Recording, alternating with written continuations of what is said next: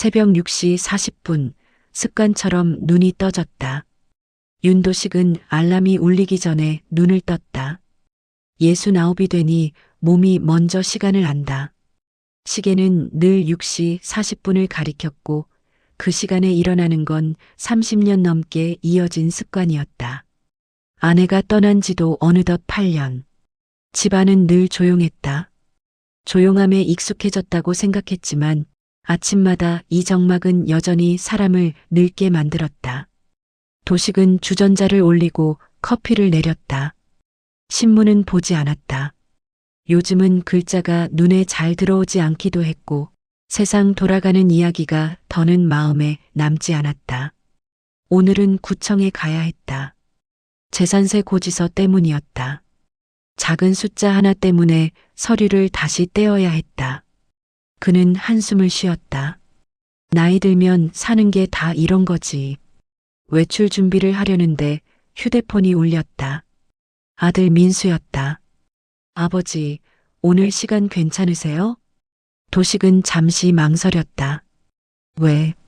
저녁에 드릴 말씀이 있어서요. 그 한 문장에 도식의 마음은 이미 굳었다. 아들이 이런 말을 할 때는 대부분 결론이 정해져 있었다. 또 그 얘기냐? 전화기 너머에서 민수가 잠시 숨을 고르는 게 느껴졌다. 네, 그 얘기요. 도식은 짧게 말했다. 오늘은 바쁘다.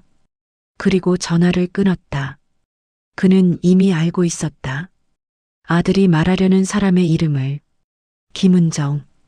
부모 없고 시설 출신이고 동사무소 계약직으로 일하는 여자.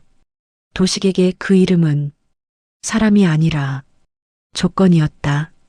구청 민원실은 늘 비슷했다. 의자에 앉은 노인들, 짜증 섞인 중년들, 그리고 바쁘게 움직이는 직원들. 도식은 번호표를 뽑았다. 87번. 의자에 앉아 주변을 둘러보다가 그 여자를 발견했다. 민원실 맨 끝, 사람들이 가장 꺼리는 창구. 그 자리에 앉아 있는 젊은 여자. 이름표에는 김은정이라고 적혀 있었다.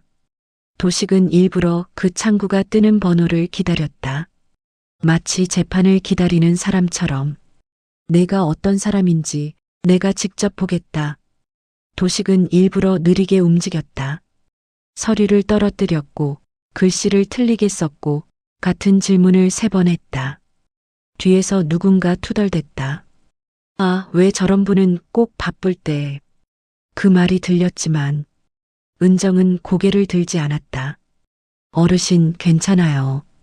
천천히 하셔도 됩니다. 그 말투에는 짜증도 연기도 없었다. 도식은 일부러 더 물었다. 이거 다시 와야 하나요? 은정은 서류를 다시 살피더니 말했다. 아니요. 오늘 처리해 드릴게요. 다시 오시면 힘드시잖아요. 그 말에 도식의 손이 잠시 멈췄다. 왜 이렇게 말하지? 그때 민원실 한쪽에서 소란이 났다. 다리가 불편한 할머니가 서류를 들고 서성이고 있었다. 다른 직원들은 바빴고 사람들은 슬쩍 시선을 피했다. 은정은 자리에서 일어났다. 어머니, 잠시만요. 그녀는 도식에게 말했다. 어르신, 1분만 기다려주세요. 그리고는 할머니에게 의자를 끌어다 앉히고 서류를 대신 살폈다. 그 모든 걸 도식은 말없이 보고 있었다. 저건 업무가 아니잖아. 문득 오래된 기억 하나가 떠올랐다. 아들이 6살이던 겨울. 눈 오는 날 아이 손을 잡고 병원 응급실로 뛰어가던 자신. 그날 체면도 돈도 아무 의미 없었다. 그저 아이의 숨소리만 중요했다. 나는 언제부터 사람을 조건으로 보기 시작했지. 서류가 끝날 즈음 도식은 일부러 말했다. 아가씨, 이런 일하면 손해보지 않소? 은정은 잠시 생각하더니 웃었다. 손해요? 어르신이 편해지시면 그게 이득이죠. 그 말에 도식은 아무 대답도 하지 못했다. 그날 저녁 도식은 민수를 불렀다. 식탁 위에 반찬은 많지 않았다. 말도 많지 않았다. 한참 침묵 끝에 도식이 먼저 입을 열었다. 그 여자, 사람 괜찮더라. 민수의 젓가락이 멈췄다. 아버지, 도식은 고개를 숙인 채 말했다. 조건은 내가 너무 오래 붙잡고 살았던 것 같구나. 잠시 후 민수의 눈에서 눈물이 떨어졌다. 며칠 뒤 도식은 다시 구청을 찾았다. 이번엔 정장을 입지 않았다. 있는 그대로의 노인이었다. 은정은 그를 보고 미소 지었다. 어르신, 또 뵈어요. 도식은 천천히 고개를 끄덕였다. 이번엔 그냥 인사하러 왔소. 윤도식의 말에 김은정은 잠시 눈을 깜빡였다. 민원실에서는 인사하러 왔다는 말을 하는 사람이 거의 없었다. 대부분은 급했고, 대부분은 짜증이 있었고, 대부분은 뭔가를 받아내러 왔다. 네. 은정이 다시 물었다. 도식은 쑥스럽게 헛기침을 했다. 지난번에 고마웠다는 말도 못하고 가서 은정은 그제야 웃었다. 업무용 미소가 아니라 사람에게 짓는 미소였다. 별일 아니었어요. 아니요. 도식은 고개를 저었다. 나 같은 사람은 그런 말을 잘 안 했소. 그녀는 아무 말도 하지 않았다. 다만 고개를 끄덕였다. 그 짧은 순간 도식은 알았다. 이 아이는 고마움을 강요하지 않는 사람이구나. 그날 오후 민원실 뒤편에서 작은 소동이 있었다. 한 중년 남성이 서류를 집어던지며 소리를 질렀다. 이게 말이 됩니까? 내가 몇 번을 왔는데. 직원 하나가 당황한 얼굴로 서 있었고 사람들은 고개를 돌렸다. 도식은 그 장면을 의자에 앉아 지켜보고 있었다. 은정이 자리에서 일어났다. 선생님, 잠깐만요. 지금 바빠요. 아가씨는 빠져요. 그 말에 은정의 표정이 굳지 않았다. 그저 한 걸음 다가갔을 뿐이다. 화나실 수 있어요. 근데 소리부터 나면 해결이 더 늦어져요. 그 말은 권위도 훈계도 아니었다. 마치 오래 아는 사람에게 하는 말 같았다. 남자는 잠시 말문이 막혔다. 도식은 그 장면을 보며 자신의 과거를 떠올렸다. 나도 저랬지. 소리부터 질러야 내 말이 먹히는 줄 알았지. 그날 밤 도식은 오래된 앨범을 꺼냈다. 아내와 함께 찍은 사진, 아들이 초등학생이던 시절, 그리고 자신이 아직 젊었던 때. 사진 속 자신은 지금보다 훨씬 덜 가졌지만 표정은 더 부드러웠다. 여보, 도식은 사진을 보며 혼잣말을 했다. 내가 사람을 너무 늦게 배운 것 같소? 그는 그날 밤 아들에게 먼저 전화를 걸었다. 민수야, 내 아버지. 그 사람, 언제 시간 되냐? 전화기 너머에서 민수의 숨이 멎는 소리가 들렸다. 아버지, 지금 뭐라고 하셨어요? 도식은 짧게 말했다. 밥 한번 먹자. 식당은 소박했다. 화려하지도 조용하지도 않았다. 딱 사람들이 사는 동네 식당. 김은정은 고개를 깊이 숙였다. 처음 뵙겠습니다. 도식은 괜히 젓가락을 만지작거렸다. 그렇게 딱딱하지 않아도 돼요. 식사는 한동안 말없이 흘렀다. 민수는 두 사람을 번갈아 보며 숨을 죽이고 있었다. 도식이 먼저 입을 열었다. 시설에서 자랐다 들었소. 공기가 순간 무거워졌다. 은정은 고개를 들었다. 네, 맞습니다.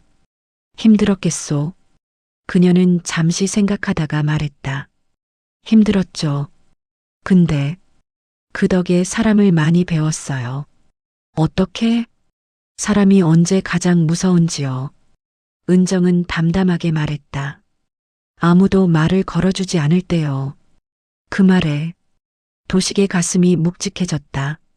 식사가 끝날 무렵 도식은 컵을 내려놓았다. 나는. 그는 잠시 말을 고르다 말했다. 조건으로 사람을 봐왔소. 민수와 은정 모두 놀란 눈으로 그를 봤다. 그게 편했거든. 틀릴 일도 없고 책임질 일도 없으니까. 도식은 은정을 바라봤다. 근데 자네를 보면서 내가 너무 쉽게 사람을 재단해왔다는 걸 알았소. 은정의 눈이 붉어졌다. 제가 잘하려고 노력할게요. 그 말에 도식은 고개를 세게 저었다. 아니, 잘하려고 하지 마시오. 이미 충분하오. 며칠 후 도식은 다시 구청에 가지 않았다. 대신 집 앞 공원 벤치에 앉아 사람들을 바라봤다.